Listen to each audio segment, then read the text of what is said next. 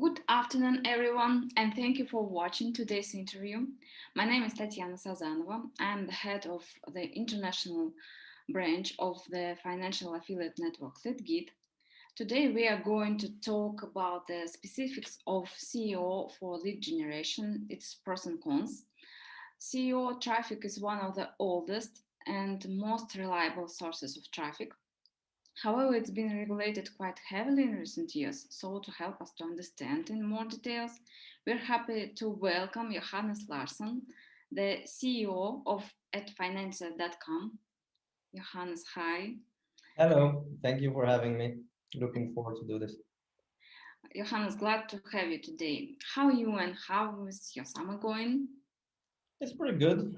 Here in Cyprus, things are getting back to normal now with the pandemic, so really happy about that. And how about you? Everything good? Well, everything's good. I can say that in Moscow we don't have any problems with pandemic situation, and I can say it's very hot summer in Moscow this year, but We always switch from generally everything is good.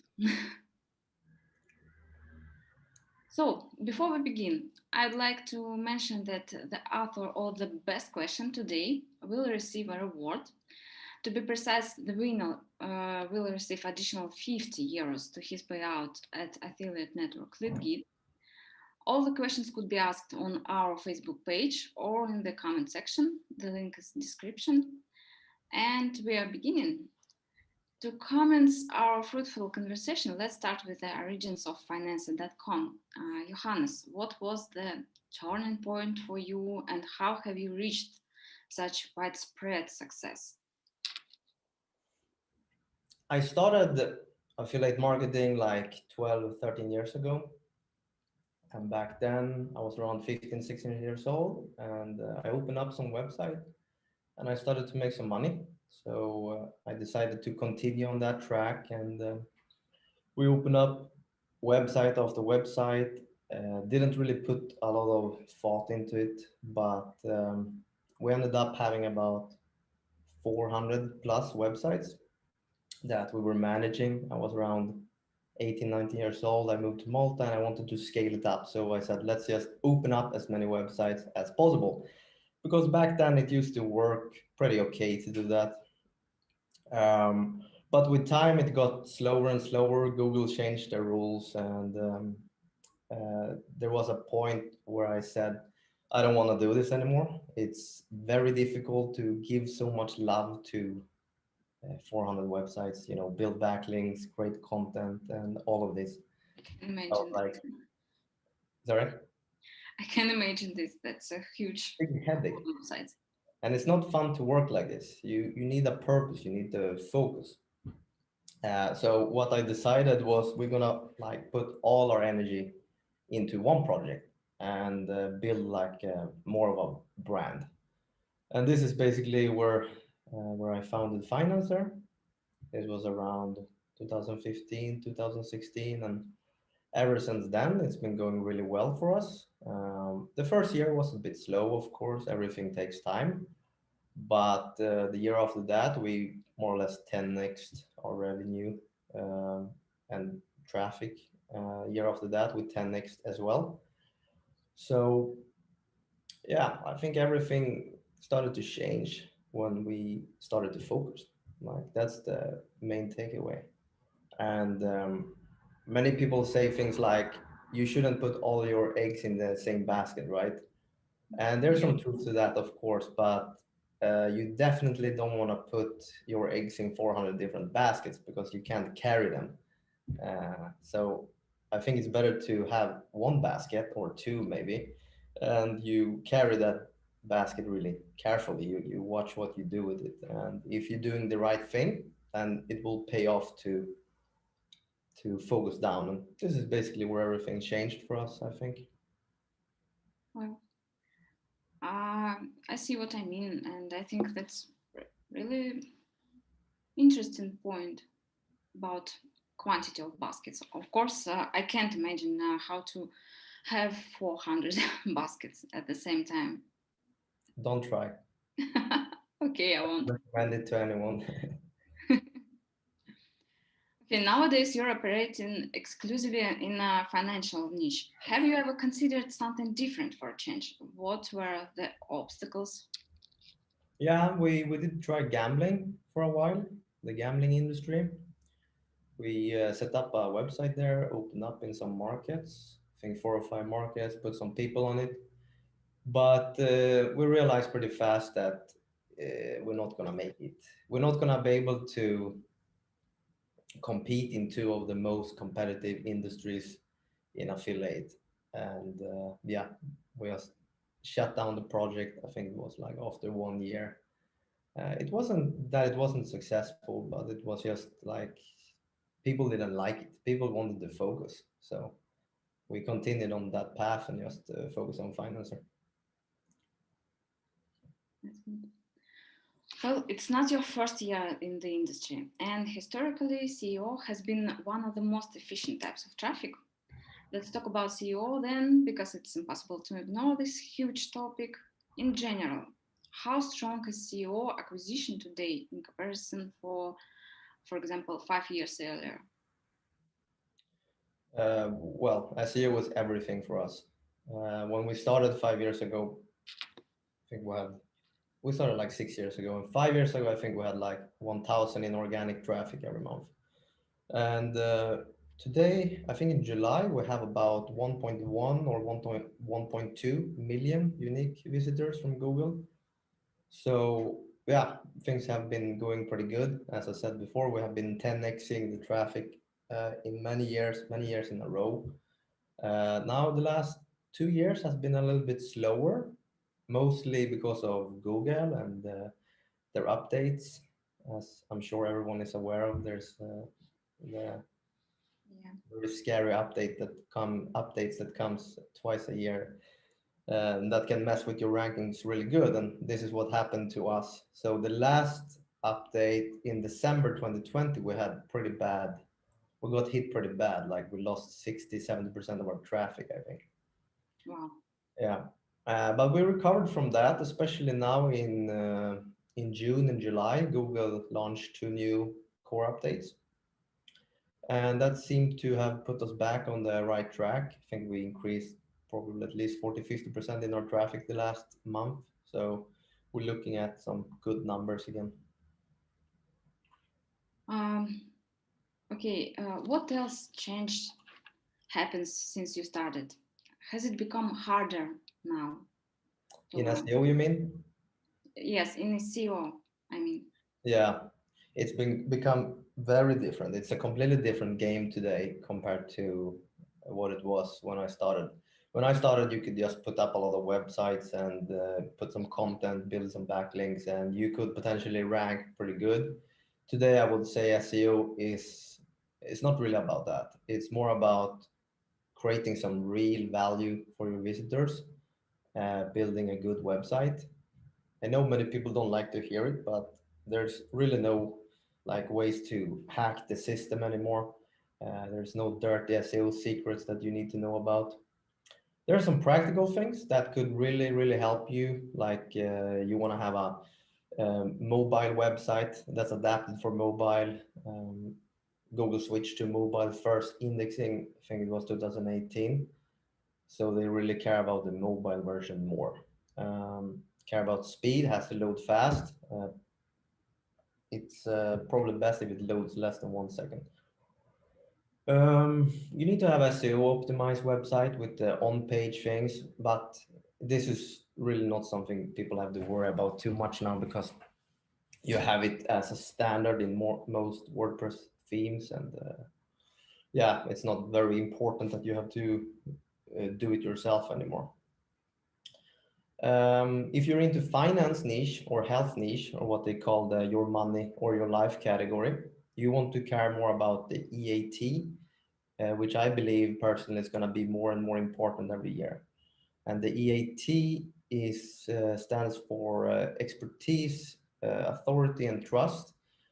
And it's good for every website to care about it, but for financial industry especially, it's important that you state your sources, you build up some authority, and you look trustworthy. Like this can make a very big impact in the finance industry. in my opinion. So that's some practical things, but I think the best thing I could tell to whoever wants to do SEO is just like uh, focus on building a good product. Because if you build a good product, you will have um, you will have good user metrics. The users coming into your website will have a low bounce rate, high time on site, and Google will pick up on those. And you will have more user retention, so many people will return to your website, which is another factor. And if you have a good website, you're more likely to get natural links, and those are all the most important factors of SEO anyways. If you just focus on building a really good product, I think half of the SEO is going to take care of itself, basically. Okay, I see. If you were about to start finance.com today, what would you consider in the first place? Hmm. I think we did many things right. I think we did many things right. There's, as I said, with content, it's pretty important to create a good website, but that also means good content. And I think maybe that's something we didn't care about so much in the beginning. We were focusing more on the quantity, producing a lot of articles and producing a lot of pages, and it worked pretty okay when we started. But if you can produce like the next level content, that's what they call 10x content, you have very high odds to rank number one in Google. And right now we're doing a big project. We're redoing all the content we have, which is a huge project. Like everyone literally has to rewrite hundreds of articles, which are now subject to very strict guidelines. But I wish we could have focused on that from the beginning. Another thing is that I think we open up in too many markets too fast. I don't necessarily see it as a mistake because we got a lot of insight from that, and we got a lot of collaborations, and many of the markets we opened up in were are very successful today. And so I wouldn't take it back, but I would probably be a little bit slower. So I would open up maybe 5 to 10 markets first and wait until those markets took off, like ranking in the top three, top five in Google before we continue to pursue other markets. One more thing maybe is that we would have a stricter hiring process as well. We hired some, we hired a lot of great people in the beginning, but we also hired people who there were warning signs right away, and we didn't really care so much. We're like, let's try it out. You know, if it doesn't work, it doesn't work, and it's a good method to find who's good for your team. But I think putting some uh, more restrictions in place when you hire people, like to be really picky, with the people you hire. I think it's a good thing. I think it would save us a lot of time in the long run. Okay, I see that you are concentrated in content and the quality of your websites, but have you ever paid your way through to the top of the search engine page? Like PPC and AdWords. Paid for to be on top. You mean like PPC and AdWords? Yes, I mean something like this. Yeah, we did a few experiment with AdWords. We have always been very focused on SEO. That has been the main thing for us.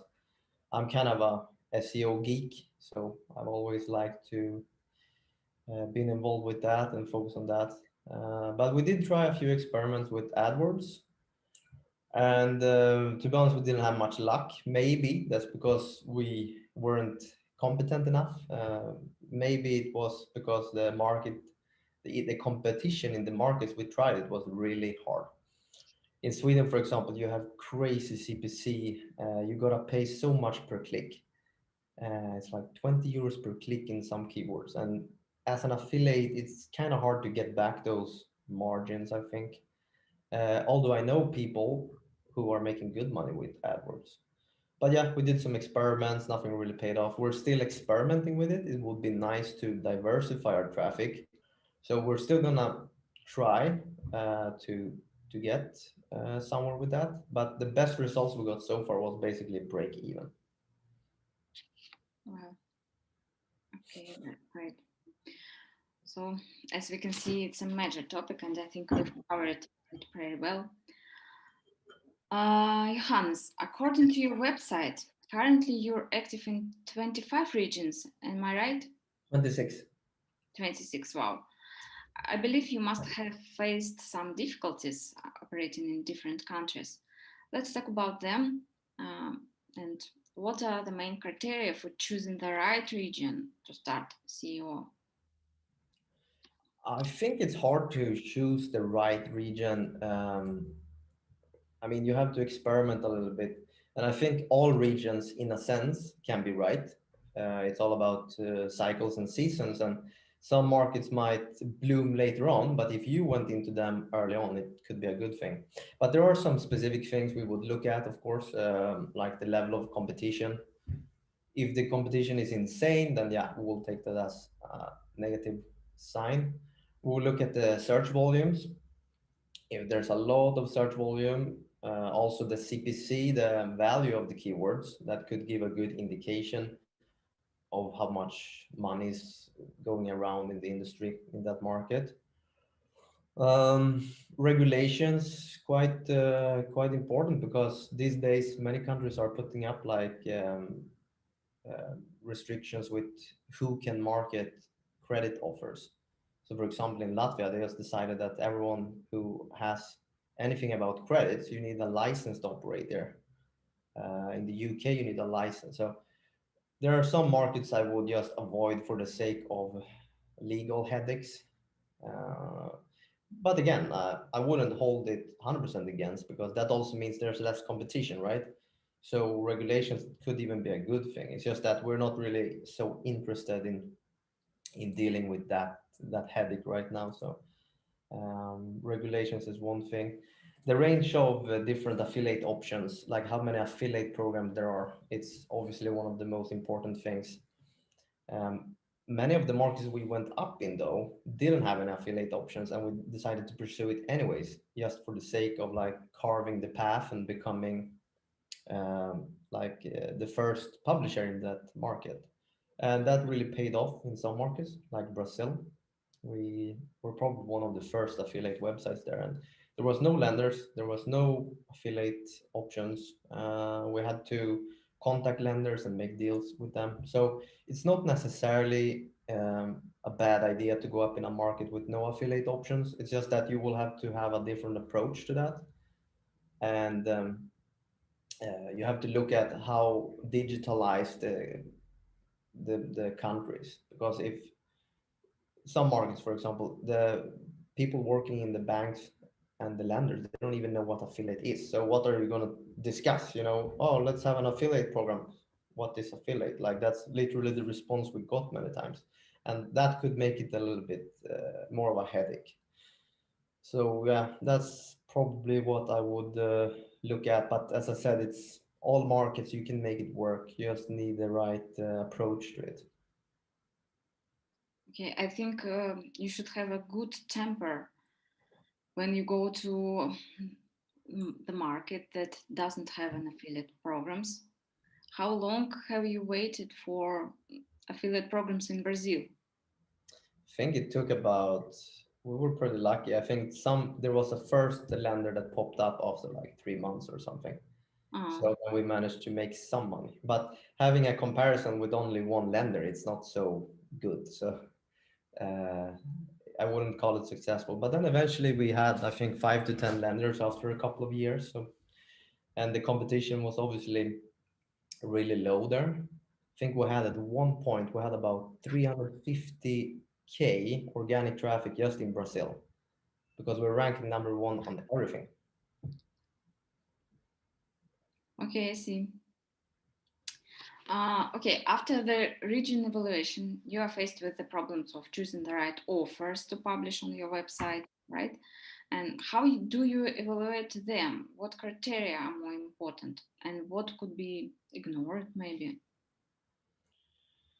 We tried to add actually all the different options in our comparison. So we don't look at this too much, but we care about I mean, we look at their reputation, and if some company looks very unprofessional, then we're not going to include them, of course.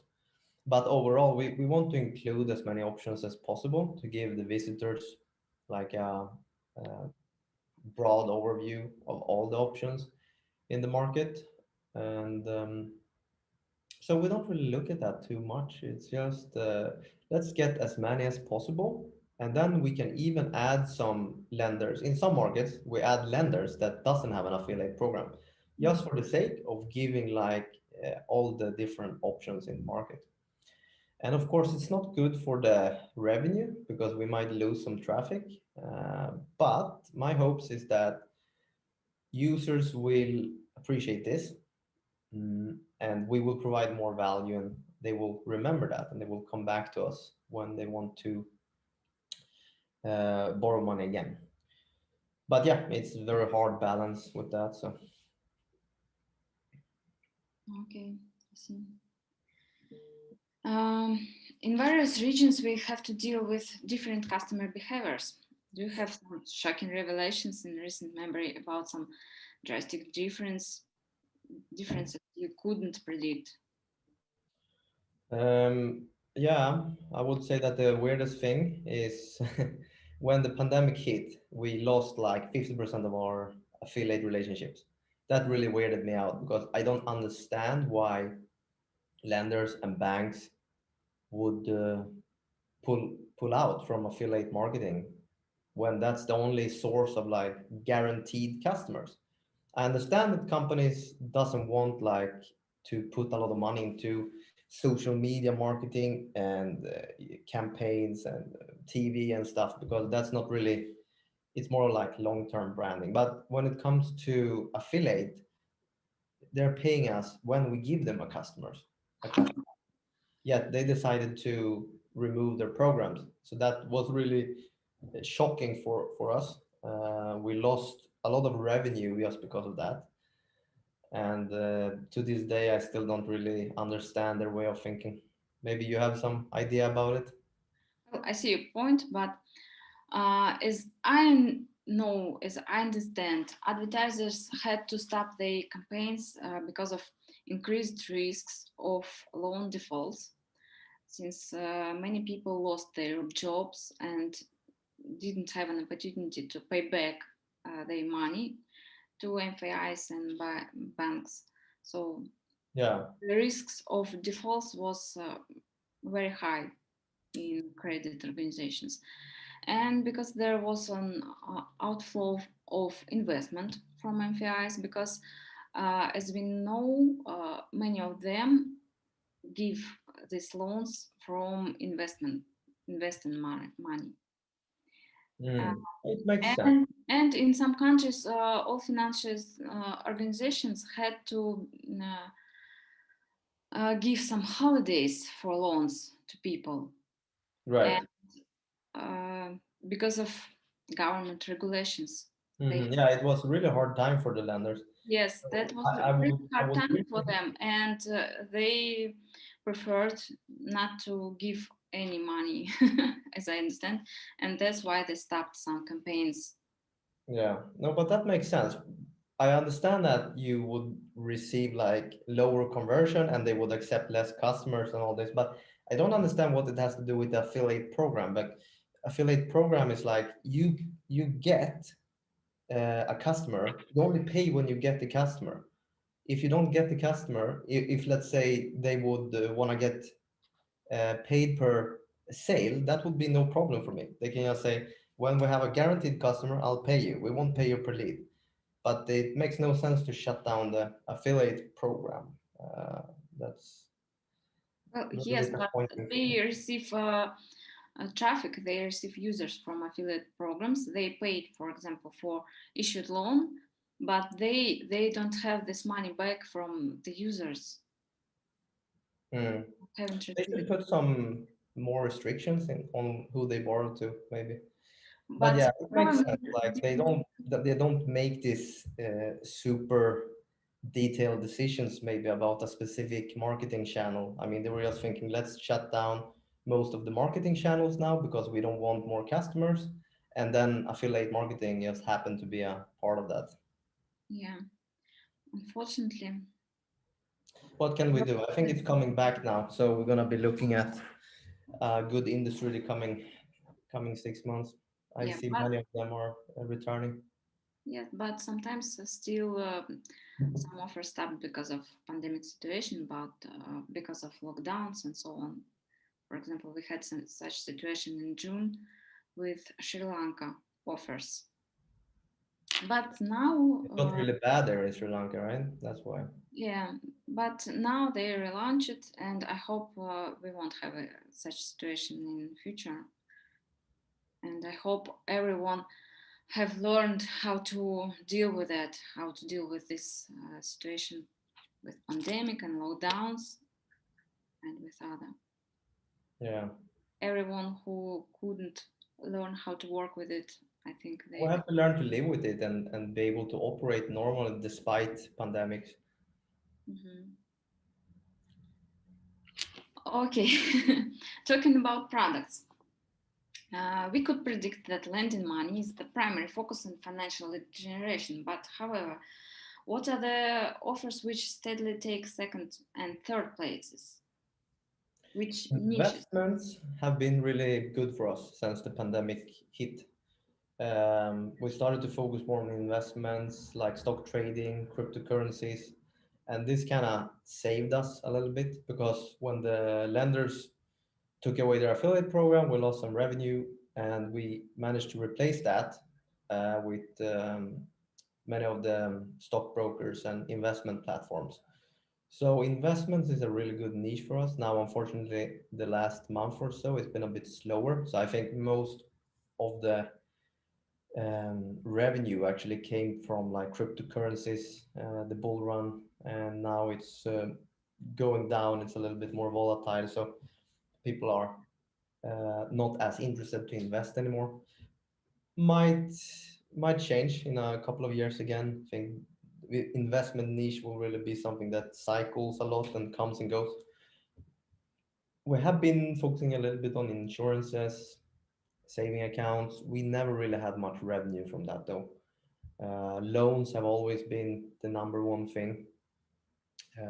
Credit cards work okay in some markets, like in the States. I know that credit cards is even bigger than loans, but we haven't really targeted that too much.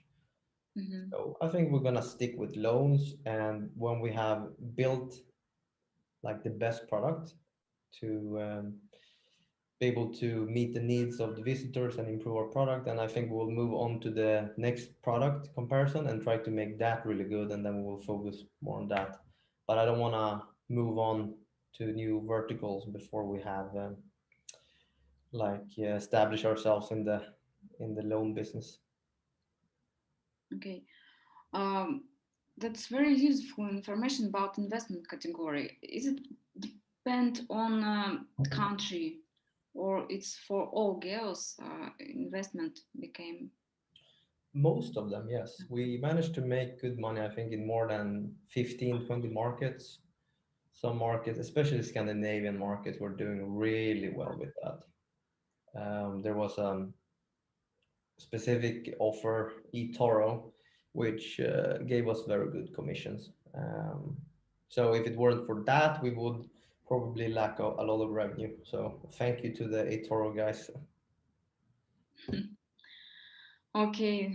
uh, Maybe we should focus on this market. As I know, you work with affiliate networks mainly, and I was wondering how do you choose them? Imagine that you have two affiliate networks with the same exact offer. What would influence on your decision towards what offer to take from which affiliate network? Um, we would mostly look at like established relationships that we have already with affiliate networks. If you had two offers and they were the same, we would then go with the one we trust. That would be like the main one. But I think the most important thing for us is not like the commission levels. So even if you would offer a little bit less commissions, we could still go with you. Of course, we will reach out to you and be like, hey, look, we're getting more commission from this other network. Maybe you can match it. And maybe we'll have a little bit of a bid between you guys. But in the end, we're going to stick with the ones we have established relationship with. We have a good track record. We got paid in time, and all of this. And we want to try to not dilute our revenue too much, like having, we probably already have like 200 different affiliate networks, but I want to move away a little bit from that and try to collect it. It's much easier on a administrative level, and you can create more close relationships with the affiliate networks. So yeah, the trust thing is like everything to us. We might make like more close collaborations with some affiliate networks in different markets. We make some deals, and that could also be a main thing we look at, like just stick with one network exclusively if they're able to offer us much better commissions overall or give us bonuses or something like that. Okay, I see. On finance.com website, you have the rating of the advertisers. Do you monitor the rating, or it's 100% user-based approach? It's 100% user based.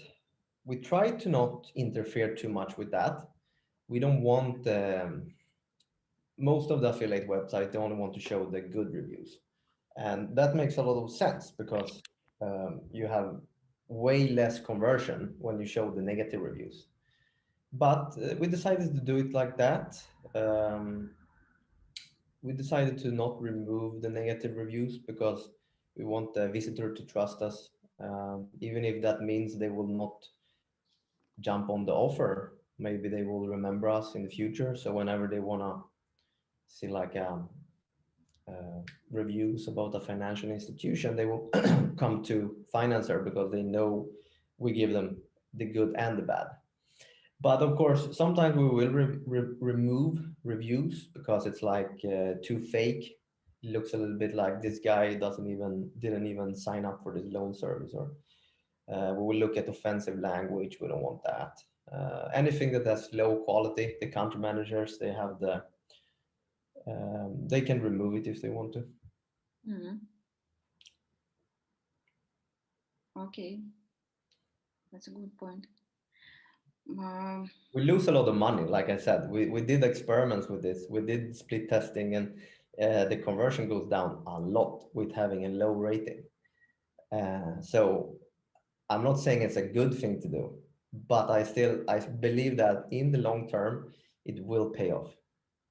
And yeah, we'll try to find a way to also get people to write more positive reviews in the long term, because the problem with reviews is this: you only get people who are like furious, who got a really bad experience and they want to write it off, get out their energy.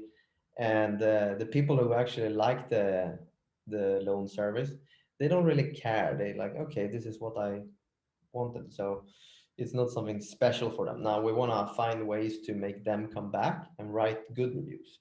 So that's what we're working on now, and hopefully that will remove the component of having a little bit bad conversion rate and still be transparent and show them the good and the bad. yes, yeah, I can imagine how hard it is, because you're right. Because, for example, I made reviews only maybe 5 times for my life, and that was very bad reviews when I was very angry. And when I'm happy with service, uh, usually I don't write some reviews. That's how it is. The only exception I found is that if you go to a restaurant and you had like amazing food and you got all emotional about it, you're like, I gotta write a review about this place. But when it's like an internet provider or a lender, you don't really care about it, right? So very different. Yeah. Um, and I can imagine that you have offer that with very good profit, and reviews for them is very bad because of some people. Well, And actually, as I understood, country managers can correct these ratings, right? the good thing is that the good lenders actually don't get that much bad reviews. Oh, So that's the offers that pays the most, just accidentally, most of the times they happen to also be lenders that cares about the customer. And we don't tend to get so many negative reviews on the high EPC offers. So it's working out pretty fine for us, actually. that's great in this case. And Yeah. how else can you motivate the customers to choose the exact offer yourself is the most interested in? This is a bit of a tricky question, very convoluted answer, because every market works a bit differently, and we don't have extremely clear guidelines on how to deal with this. Because on one point, we want to, of course, promote the offers that pays us the most money. But most of the markets, they are sorting the lenders based on the total cost. So the total cost, the lowest one will come at the top, and we don't want to interfere with that too much. And the nice thing is that most of the lenders that have low total cost, usually they're also the highest paying ones, fortunately for us. But we will try to strike a balance with this. So, for example, if a market has a lot of low performing offers in the top, then we'll change the sorting system to base it on reviews. So the lender with the highest review will come first, and usually that will then save us a little bit from the issue of promoting too many low performing lenders. We also have something called featured company, that we make some deals with certain lenders that we want to promote a little bit extra. So that basically means they get a badge, and that will increase their exposure a little bit. It will look like a recommended lender. So that's all we do. I mean, it's really hard to strike a balance with this, because if you look at most affiliate websites, they are like sorted based on the EPC. So the higher EPC, the higher position. Yeah. And I understand why they do that, and it's very tempting to do it. But I think in the long run, and I think for the sake of user behavior, like 5 years ago, people didn't really know that much about affiliate. But today they come to a website, they're like, yeah, these guys are getting paid. So if you want to counteract that and not make people go behind your back, they come to your website, compare offers, and then they just type the lender's name in Google instead of clicking your link. Then a good way to do that is just to give them some actual value. So you don't want to just have the whole results based on your own biases. That's my opinion, but gotta have a balance. Some markets we can't go with that 100%. That will result in a disaster with the revenue. Okay, so thank you very much for your answer. You very oriented for your users, We and try. great. I like it. Okay, Johannes, 26 regions. Is it enough, or the sky is the limit? Do you have any plans to expanding? Not much plans right now. I feel that we need to conquer the markets we have. So we're up in 26 markets, and we're doing pretty good in all the markets. It's not like some markets are lagging behind too much, but we want to get to the top before we expand. And then yes, we want to expand to the whole world eventually. Uh, Not literally the whole world. Maybe we'll avoid some countries like, I don't know, Antarctica. But for the most part, we wanna expand as much as we can. But first, we want to improve our website to really make sure it's like it provides good value. I think our website is okay. I wouldn't want to brag about what we have, like it's something special. No, it's not. So we want to keep working on it, make it even better for the user, and make sure we dominate SEO, the SERP in all those countries we're already working in. And then from that, point, then we'll probably launch in a lot of new countries. One exception to this is that we're thinking about launching in the UK because I believe this market is very interesting. It's huge. They require a license, so you got to set up like a company there and get a FCA license and all this stuff. So it's a bit of a headache, but I think we're gonna just open it up in the UK for the sake of experimenting with it. But the rest of the expansion will have to wait a little bit. Well, that's great. I agree with you, and the quality is more important thing than just quantity of traffic. And I wish you good luck with it because you work in so many gears now. Okay, so because of you work in so many gears, another thing people are usually curious about is how the system works. What is going on behind the curtains? And how do you maintain offers on your website? How you get updated data on offers? Yeah, that's a tricky part of the business. Um, we do it manually, first of all, for the simple reason that banks and lenders don't really have any APIs. I mean, they're living in archaic times. It's like 20 years behind compared to other industries in affiliate marketing. So basically, we're doing everything manually. Luckily, we have the affiliate networks. They're helpful. They send out like updates whenever something changes. We get information from a lender sometimes as well. So if we get that information, we'll change it right away. Now, sometimes that's not possible. So we do like, we go through the content, I go through the data once in a while to make sure it works, it's correct. We do some sample tests here and there more frequently, and if we see there's something that doesn't match, then we will look at the whole company. But the truth is, this is really the worst part of the business because there's no way to automate this unless you could do it, but it's very complicated and it's gonna have to if you want to build like a scraper tool, you're gonna have to modify it to every market and every lender, and it's not gonna really save you that much time. In Sweden, they have some APIs now, but it's not good enough. They don't take in the data from all the banks and lenders. So what I hope is that in the future, preferably soon, we will have like a global database uh, where we can get all the data instantly, live data that we can just update in our system. Because this is good for everyone. It's good for the banks because they don't have to bother with trying to correct information. Everything is just automatic and it's accurate and all that.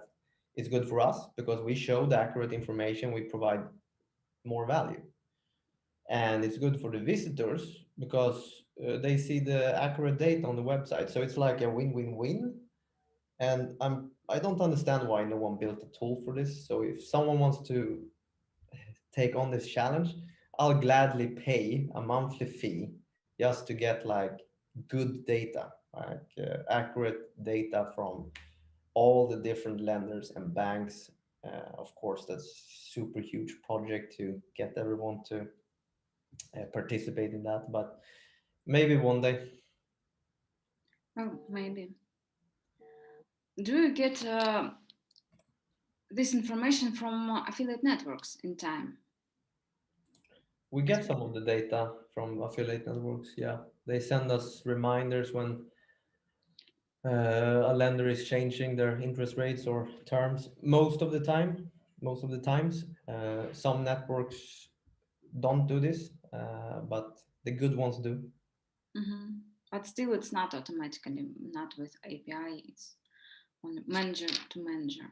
No, and you still gotta go to the lender's website many times to check exactly what has changed, and that itself is like a full day project because you don't always get the terms and conditions and all the hidden costs. You have to go into the policies and have to read documents to understand what is what are they really charging here.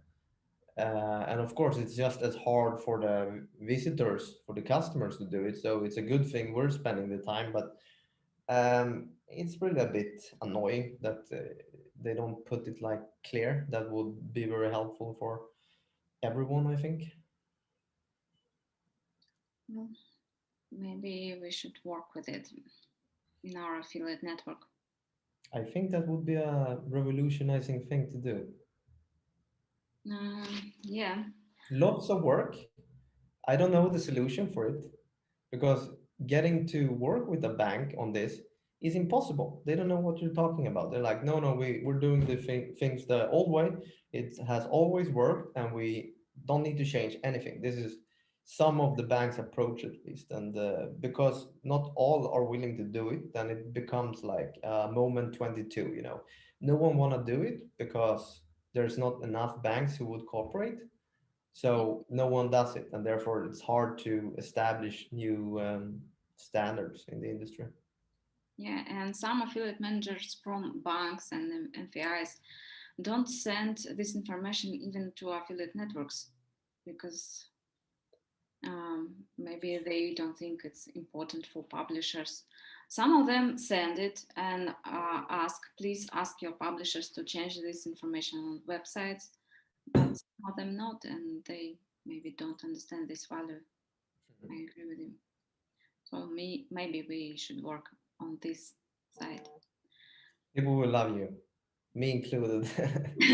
Okay. Okay, Hans, how do you operate on many guests from an organizational point of view? Is it hard to manage? Maybe you have any hacks that you can share with us. It is pretty hard to manage when you have 26 markets and we're about, I think, 48 or 49 people now. It requires a lot of processes, defined processes.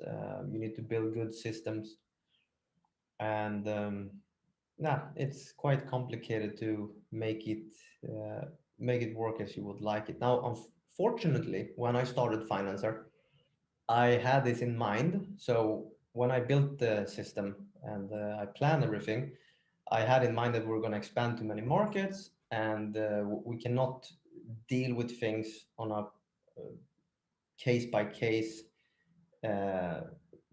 way. So we have to have some systems in place. So I started to build for that pretty early on.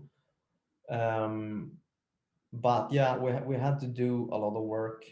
In Financer, we have made it a possibility to adapt and customize everything in the markets. So a market can really change a lot of different things to just accommodate the local, how it works in that market locally. We also built like an internal system which is handling everything for us, like invoicing, administrative stuff, backlinks, and content organization. Everything that we do on a repeating basis, we have basically put a system for. And I think if it weren't for that, we would not be able to operate. So I think that's the downside of like scaling up too much, because hiring one person is very easy. You can just deal with them face to face.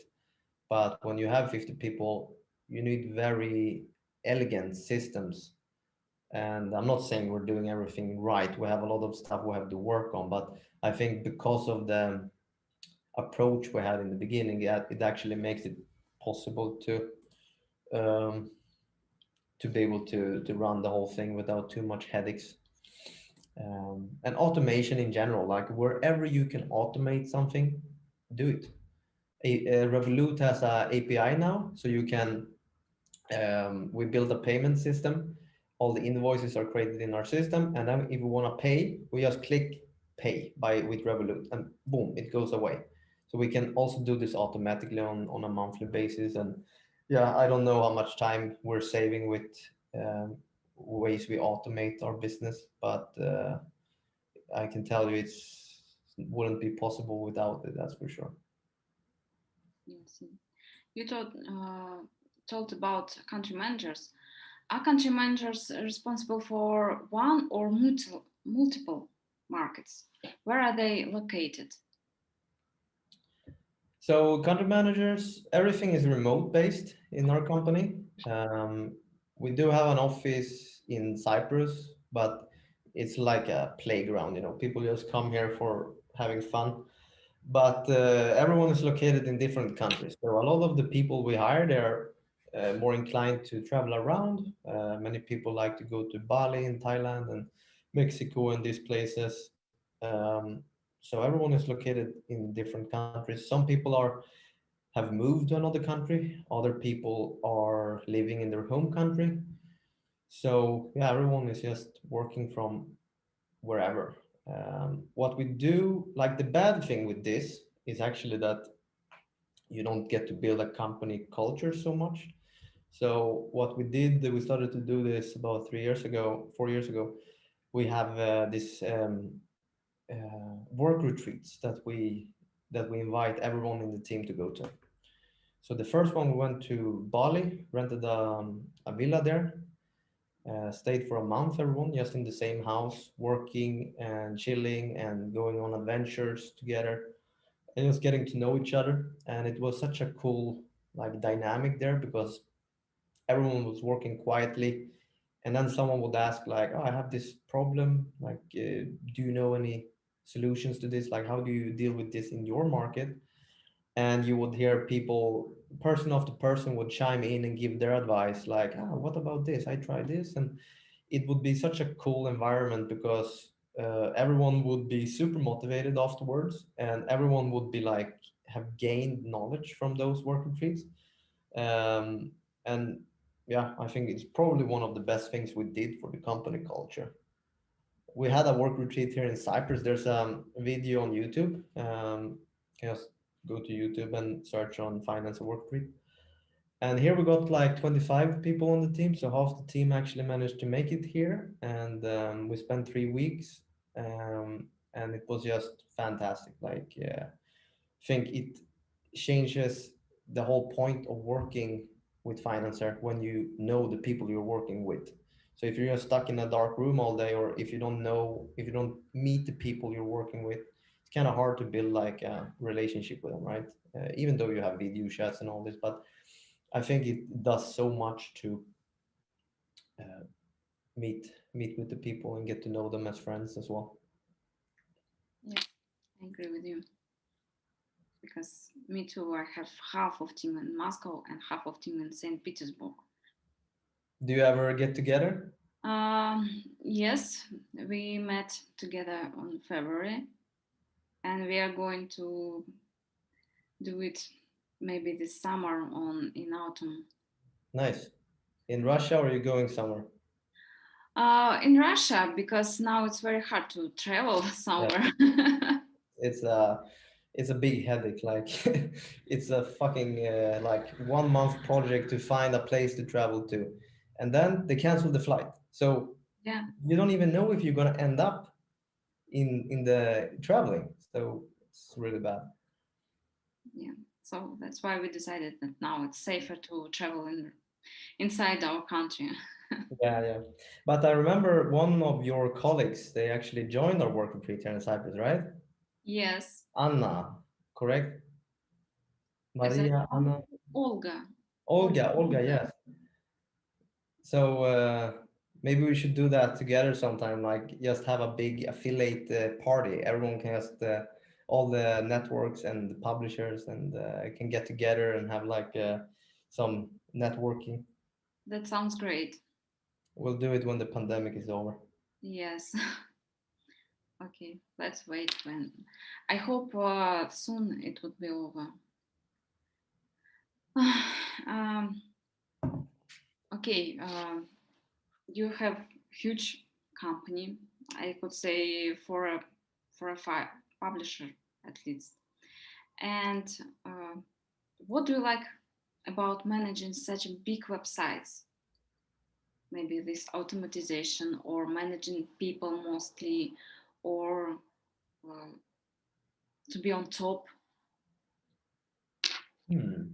That's a very good question. I think I really like systems. I like to build things. And like ever since I was a kid, I just build things, Lego, or I go to the beach and build sandcastles or whatever. I don't really care much about the money. It doesn't really motivate me because I don't spend my money. I literally don't know what you're gonna spend money on. It's like I have a good life in Cyprus. I pay 2,000 euros for everything and that's it. So money is not the main motivator for me. I think what makes me happy is to create, build efficient systems that working with brilliant people. Like the thing that makes our company so good is really the people in it. They have an amazing mindset about life in general.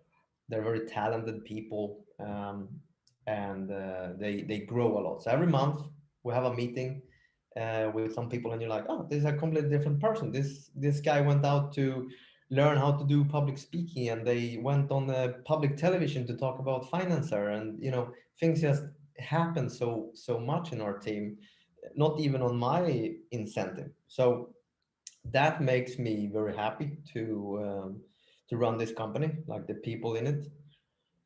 And yeah, building systems, that's very fascinating for me. That's great. Do you like analytics? Do you use a lot of analytics? I like numbers. I Everything needs to be like to. measurable. I have to tell you this. I had an addiction, like a real addiction, to check Ahrefs, which is, you know what it is, like a link tracker platform where you can see all the organic traffic and all this. I used to check it like literally 3, 4, 5 times a day. It's like, what's the traffic now? Did we get any backlinks? This is how obsessed I used to be about it. And then I said, like, I gotta make a rule. This is not good. So now I can only check it once a week.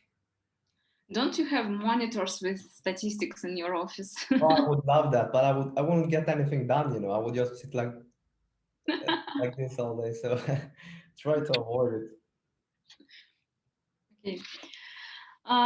Thank you, Johannes, very much. To sum it all up, what are the best three, for example, pieces of advice to novice publishers from Johannes Larsson?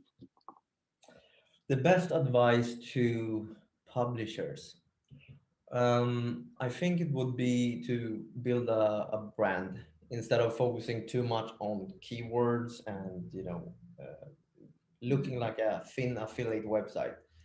It doesn't work very well today, but I think everyone can agree that it's not going to work in the future. So moving more towards like seeing your affiliate company as a real company and building a brand is going to help you so much. It might be slower in the beginning because you have to figure out a lot of stuff like slogan and logo, and you have to know what name you're going to use. You have to figure out, should I expand to many markets or whatever. But if you put some initial time to figure out like what would be the values of your company and what you want to distinguish yourself in, you will be able to dominate the SERP in the long term. I think Google is moving more towards brands. The second thing is to, especially for people who don't know much about how this works, is to have patience. And it sounds very simple, like, yeah, of course you need patience, but the thing with just SEO and affiliate, this game is so dependent on delay. There's a delay effect in everything you do. So the work you're doing today, it could actually not give any result until 1 year later. So if you have that mentality that you want to see results instantly, you're going to lose your motivation because you're probably not going to see them. Many people, they try it for 1, 2 months and they're like, no, I didn't make any money. No, I'm not going to, affiliate is a scam. Not really. It's just that even if you did everything right, you still need some time. Uh, and I think it's very good to just come into affiliate marketing with this in mind, to know that, okay, it's gonna take time. So let me not be discouraged because I don't see good money the first 3 months. Let me give it 6 months, maybe 12 months even. Of course, you don't want to blindly just put in too much work into something that doesn't give you any results. You gotta strike a balance. But as I said, even if you do everything right, you will not see the result. So assessing something after a couple of months is not gonna give you an accurate assessment. So yeah, practical tip, just at least 6 months. Three tips. Three tips. So the third thing is to value affiliate managers. Affiliate managers can be kind of annoying sometimes. I know many people would agree with me, but they can also be very useful and very helpful. And I think establishing a good relationship with affiliate networks is a good idea. They can help you to negotiate better commissions. And I mean, you're in the same boat because they get the commission based on the commission you get. So whatever that is, 10, 15, 25%, they also win on it. So it's in their interest to build you up and to give you more traffic and everything. So, and they can also help you to give you some insights like what's the best campaigns right now, what has the best EPC, all of these things. So yeah, I would say the practical tip is just to maintain a relationship, be nice even if they ask annoying questions, and maybe one day you will make a good collaboration together. Yeah, I agree with you about the last part.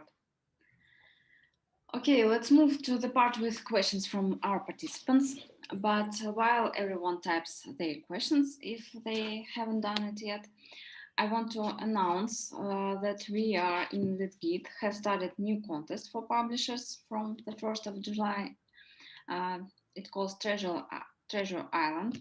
The main rules of this contest is for each €1 in invoice for publishers for offers that participate in this concept. Publishers automatically get bonus points that they can spend on lead store and buy some devices. It's mainly devices.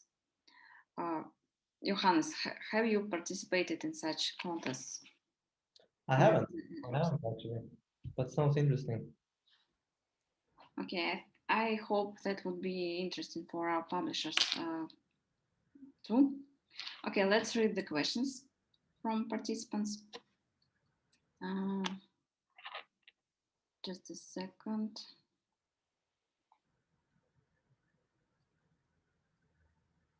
Uh, from Vladislav. After a customer visits your sites, do you use retargeting or some other way to keep the client? We have tried retargeting. Now there's so much headaches with GDPR, and you need a consent. You need to do it properly, and we haven't really put too much focus on that. We tried many retargeting strategies and lookalikes in social media, but we didn't really have much success with it. We're trying now to build up like an email database, and we will move into retargeting more because I know that it works very well if you do it right, and if you build up like a large customer base, then I believe that's probably the best way. And I think that's what's missing from Financer. Like we never really cared about retargeting. We just cared about getting the person there in the first place, and then like bye bye, I'll never see you again. But that was obviously that was one of the mistakes we did, probably, that we didn't care enough about retaining the customer. Okay, I think that was a good question. Okay, next question from Righties. Was there a breaking point in attracting partners, lenders? Johannes mentioned that it was through at first. It was thought at first, but has it gotten easier? And if so, what has made the difference? Breaking point in attracting partners, lenders. Mm.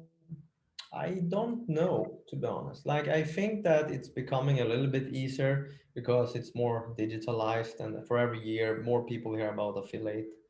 Um, so just by nature, yes, it's becoming easier, but it doesn't feel like the industry have made that much. Um, it didn't step up the game too much the last 5 years. You still gotta you need to give them a presentation of what affiliate marketing is in some countries. Hungary, for example, has been extremely hard for us to even get in contact with someone. We're like, do you have an affiliate manager? Like, we don't know what it is. So that's probably our biggest struggle. I can't say it's been much easier the last years. Mhm. Okay. The question from Findazar. Can you share thoughts on tools, plugins, services that helped you the most with building successful multi-geo project? I love Ahrefs. If you wanna be into the SEO game, I think you need to get Ahrefs. It's a bit expensive, but the value you get from that is tremendous. You can get content ideas, you can check your competitors, all those things that normal keyword tools have, but I just like Ahrefs a lot more. It feels a bit more accurate to me, bigger database. Um, they have some cool functionality. So Ahrefs I like. Some other tools, not necessarily very related to SEO, but we use Slack for communication, and we set up like very structured channels for everything. So we optimize the communication between country managers. So we have like live calls, we share information with each other, public channels where people can ask questions, and people can just chime in with their solutions. I think that's important that you have a platform that uh, really opens up the communication lines between people.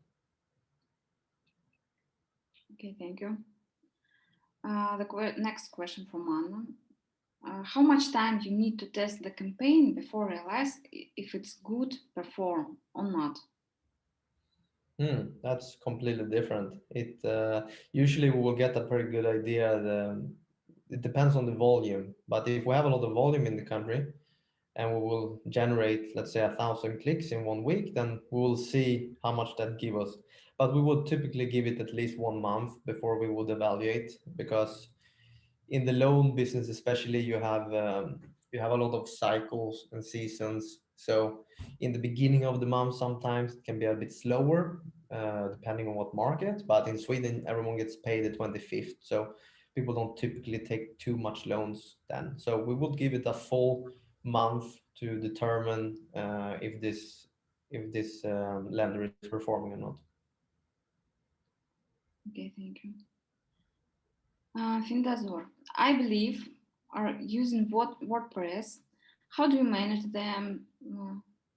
I believe you're using WordPress. How do you manage them? Do you use multi-size or custom builds? We have multi-site. We use WordPress multi-site, yes, and we built a lot of customized plugins ourselves to make that work better.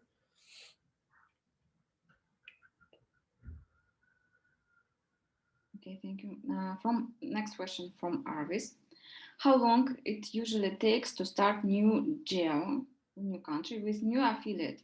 How long it takes to get your page into? Sorry, can you repeat the last part? How long it takes to get your page into?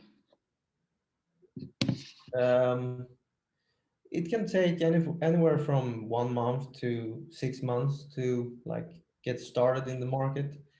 Usually, Google is very slow to start ranking you, no matter what website you have. If you go up in a new market, you will need like 6 months before Google is going to give you any slack. They're not going to put you number one for any keyword if you're a new player. So you need to give at least 6 months.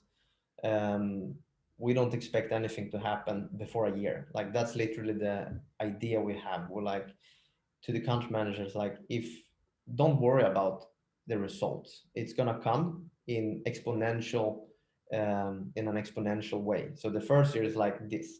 and then it can go like this. So the first year is like completely irrelevant for me what happens. It's not necessarily um, it's not a result of what you're doing. You will see a trend. If you're not ranking at all after 1 year, you're probably doing something wrong. But I wouldn't be too discouraged if I didn't have like a top 10 ranking the first year. Okay, I see. Um, Next question from Vladislav. Have you ever thought about entering the Chinese or Indian or other big Asian markets? That's a good question. I'm a bit scared of those markets, but yes, we want to go there. In our next expansion phase, we'll probably go into India. China, I don't know. I don't have any information about that market at all. But probably more Asian markets in general. Um, I'm not sure about the thing with India is that you have a lot of people, but probably EPC is very low there. So yeah, you would really need to put out quantities to rank well enough and get enough traffic that it's worth it. Mm, yes, I agree with you about Indian market. Uh, Are you okay, up there, by the way? Like Leadgid has any offers in India? we uh, we decided to try, and we are going to launch it this year. Nice, that's good. So we're in good sync. Maybe we will have a nice established market for us when we want to expand there. You will do all the groundwork. Yeah, maybe, yeah, but now we, as you don't understand what EPC would be there, what rates is good in this market. So Mhm. now we are trying to find this information, how to work with it. That's the only way you can find out, right? You gotta try it. You gotta Mhm. experiment. Yeah, That's something I want to add to this discussion, that like we have been so surprised with every market we have gone up in, because we had no clue about like the difficulties. You can look at the competitiveness of the keywords, and you can get an idea, but you don't know anything until you actually go up there and you talk with the advertisers and you see what's happening. So the part with finding a good region to operate in, I would say it comes down to doing micro experiments a lot. yeah, that's what we're going to do experiment, to test it, to and find out what rates should work in this country, in this scale. Okay, we have three more questions from Ratis. How do you divide the workload you have? With 26 girls, it has to be quite a lot of work. So what is your approach? Do you have people managing multiple markets, or are there specialists for each market? I think we had answer for this question, that you have country managers for each market. Correct. And the workload for me, what I mostly do is I try to build more processes and more systems that would make life easier for everyone. I'm also a little bit involved in the development process to see what we're building. But yeah, my role is basically just about making sure the factory is working as it should. Okay, the next question. And what does Johannes consider to be more effective, having people work remotely, or actually having them in the jails they're working in? I love that question.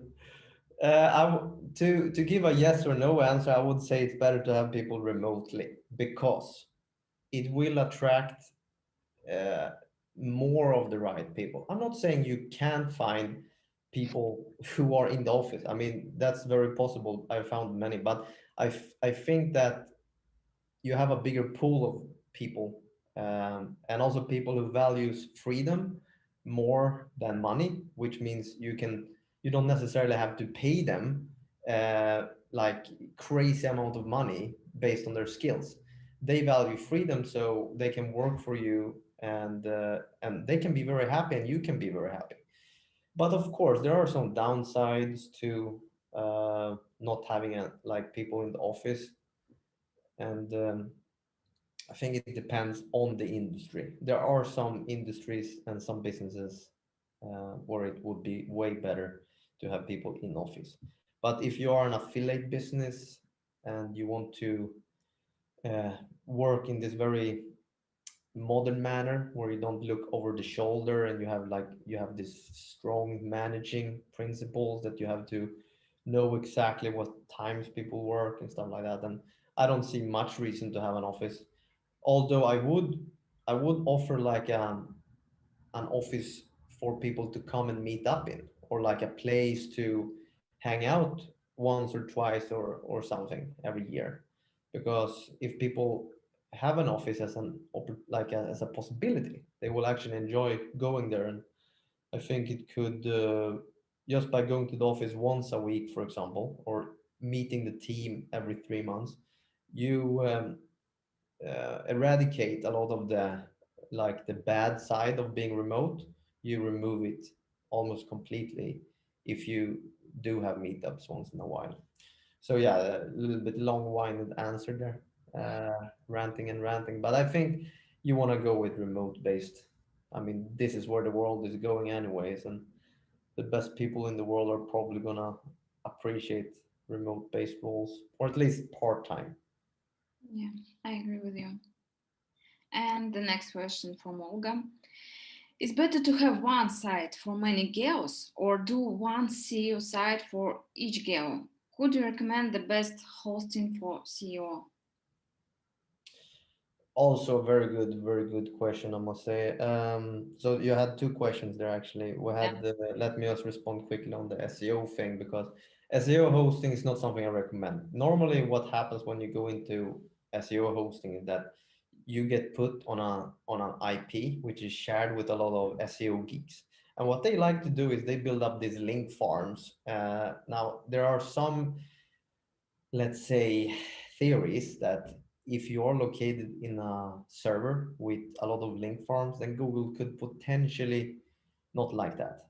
I'm not saying it is like that. Everything in SEO is speculation, but I would avoid that. I would go to a big provider, trusted provider like DigitalOcean. That's what we're using, and just get yourself a virtual server. So I don't recommend SEO hosting. If you need to set up your own private network with like satellite websites that you use to strengthen your own website, then you can use SEO hosting, but you don't want to put the main one on SEO host. To the other question, which is the really interesting thing, is correct me if I'm wrong, but it's something like, is it better to have one website for all the markets or to have one website for each market, right? yeah, yeah, right. And I really believe that there's no like there's upsides and downsides with both, and I wouldn't say that having a big a domain with 26 markets is optimal for many reasons. Number one is most markets, it's very hard to rank a .com domain because people are not used to going up there, to going to .com domains. They want the local domains. So, for example, in Poland, I don't know if it is like this anymore, but 5 years ago, we couldn't rank in Poland. We're like, what's going on there? And we went to the SERP, checked, and like the first 10 pages of the loan keywords that we search on is just .pl domains. And then we're trying to rank it with a .com domain, and this is it's going to reduce the CTR, which will affect your rankings. So I think this is changing though. I think people are more used to .com domains, and I don't think it makes that much of a difference anymore. But in some markets, it could really make quite a big difference. So I would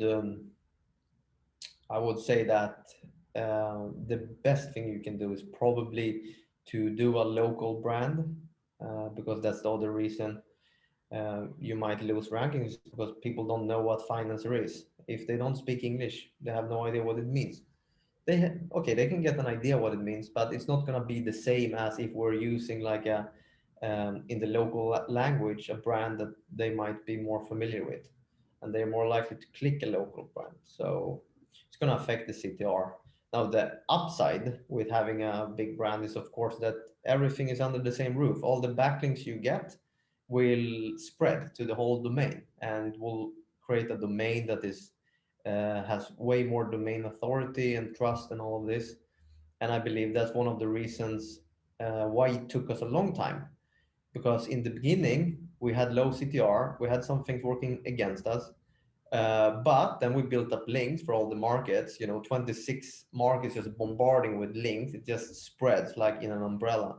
So that's why we're able to rank much better today. So I think long term that's very good. Short term is probably better to do like local domains, local brands for each market. Okay, thank you very much for your answers. Uh, okay, Johannes, which question do you find the most interesting? I gotta say the last one. The last one was because this is it's such a big argument I've been having with other SEO geeks. Like, what should you do? Should you do a global brand? Should you do? And this is a question that doesn't have a good answer, which is it's not an obvious answer to this one, and you can do both. So I would give this one the prize. Okay, okay, Olga, we will contact you and explain how to claim your bonus. Thank you for your question. So, Johannes, thank you very much for your time and for such an insightful conversation. I found a lot of new information for myself, and I'm sure I'm not only one. Thank you. Thanks for our participants for questions. So, Thank you so much. Really enjoyed talking about this. I mean, I'm a SEO geek, so I can always talk. I can talk for hours. Thank you so much for being part of a great affiliate network. I think we all appreciate Leadgid in many ways. It's helping the affiliate industry. So thank you for that. And if you need any more interviews, I'm up for it.